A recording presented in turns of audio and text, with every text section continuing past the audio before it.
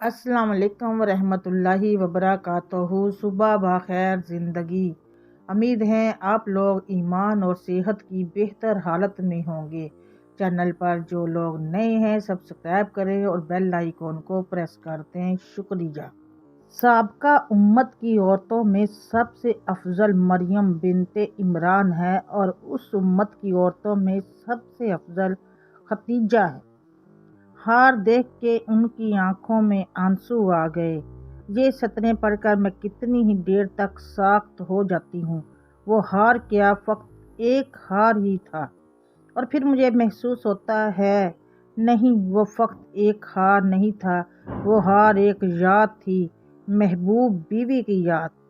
میں سوچتی ہوں بھلا کیسی عظیم خاتون ہوگی وہ جن کے بچھڑنے پہ دونوں جہانوں کے سردار نے اس سال کو غم کا سال کہا، جن کا ہار جب ان کے ہاتھ میں آیا تو آنکھیں نم ہو گئی۔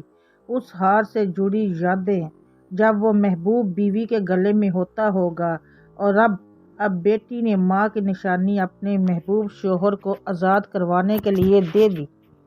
کیا ایثار وفا کے مرقع خواتین تھی۔ میں زینب رضی اللہ تعالیٰ عنہا کی والدہ کو سوچتی ہوں تو میرے دل میں ان کی شدید محبت جڑ پکڑنے لگتی ہے۔ مجھے لگتا ہے یہی تو ہے دنیا کی سبھی خواتین کے لیے رول ماڈل۔ سبھی عورتیں اگر دیکھیں کہ طاہرہ کیا تھی تو جان جائیں گی تاریخ اپنے اوراق میں کن ہستیوں کو جگہ دیتی ہے۔ وہ عرب کے معاشرے میں پاک دامن کے نام سے جانی جاتی تھی، ایک ذہین کاروباری خاتون، دولت مند اور عزت دار گھرانے کی دختر جنہیں ہر آسائش کی سہولت میسر تھی، لیکن سب کچھ پا کر بھی وہ اپنا مقام نہیں بھولی اور طاہرہ کہلائی۔ مطہر اور پاک، کیسے خوبصورت الفاظ ہیں جنہیں پڑھ کر روح پاکیزگی سے بھر جاتی ہے، دل میں روشنی کی کرنیں پھوٹ پڑتی ہیں۔ انسانوں کی بہترین خاصیت ان کا مطہر اور پاک ہوتا ہی ہے۔ جب انسانوں کی روح گناہوں کے دلدل میں ڈوب کے پاکی کی تصور سے آزاد ہو جاتی ہے تو ایسے انسان نہ صرف اپنے لیے بوجھ ہوتے ہیں بلکہ وہ معاشرے کا بھی ناسور کہلاتے ہیں۔ آج کے دور کی عورت شوہر کے محبوب ماننے کی بجائے اس سے ہی مقابلے پہ اتر رہی ہے۔ اللہ نے جوڑے بنائے تاکہ وہ ایک دوسرے سے سکنیت حاصل کر سکے، مودت، محبت اور رحمت پائیں۔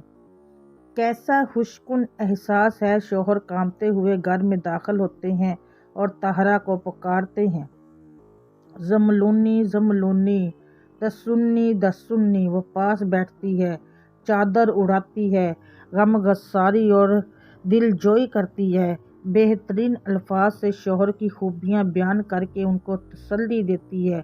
اور آج جب خواتین رشتہ ازدواج میں بندھ جانے کے لیے رشتے کا معیار دولت کو گردانتی ہے تو مجھے سیدہ رضی اللہ تعالیٰ عنہا یاد آتی ہے، جنہوں نے محمد عربی صلی اللہ علیہ وآلہ وسلم کا انتخاب کیا تو پیش نظر کیا تھا؟ ان کی صالحیت، امانت اور صداقت۔ نبی کریم صلی اللہ علیہ وآلہ وسلم کو حضرت خدیجہ سے اور حضرت خدیجہ کو بھی آپ صلی اللہ علیہ وآلہ وسلم سے بے پناہ محبت تھی۔ آپ صلی اللہ علیہ وآلہ وسلم نے ان کی زندگی میں دوسری شادی کا سوچا تک نہیں، اور پورے 25 سال آپ صلی اللہ علیہ وآلہ وسلم نے ان کے ساتھ ہنسی خوشی زندگی گزاری۔ نبی کریم صلی اللہ علیہ وآلہ وسلم اور حضرت خدیجہ کی محبت کا اندازہ حضرت عائشہ کی بیان کردہ حدیث سے آسانی سے لگایا جا سکتا ہے۔ حضرت عائشہ صدیقہ رضی اللہ تعالیٰ عنہا فرماتی ہیں، مجھے رسول اللہ صلی اللہ علیہ وآلہ وسلم کی بیویوں میں سے کسی پر اتنا رشک نہیں آیا جتنا کہ خدیجہ پر آیا، حالانکہ میں نے ان کو دیکھا تک نہیں، لیکن نبی اکرم صلی اللہ علیہ وآلہ وسلم ان کو کثرت سے یاد کرتے تھے، اور کبھی کبھی ایسا ہوتا کہ جب بکری ذبح فرماتے پھر اس کے حصے الگ الگ کرتے تو انہیں خدیجہ کی سہیلیوں کے ہاں بیچتے۔ حضرت عائشہ فرماتی ہے، کبھی کبھی میں آپ صلی اللہ علیہ وآلہ وسلم سے کہہ دیتی کہ کیا اس دنیا میں صرف خدیجہ ہی ایک عورت تھی؟